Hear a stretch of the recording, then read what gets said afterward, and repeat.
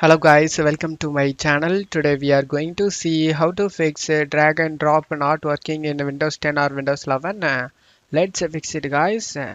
Method 1, you just need to go to search menu and type change user account control setting, click on open it.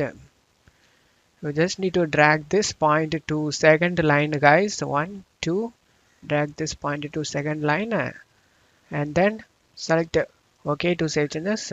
Select yes. And now you can check if the problem solved or not. If not, let's move on to the method 2 guys. Method 2, you just need to go to search menu and type registry editor, click on open it. Now you just need to check my video description for this registry path used in my video.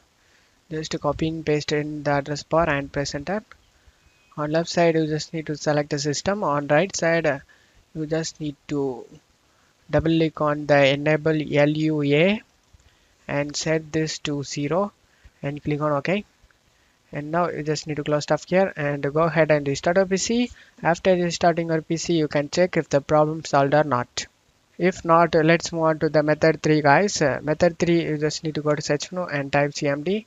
Right click on the command prompt and select run as administrator and select yes. Now you just need to check my video description for this command used in my video. Just copy and paste it one by one.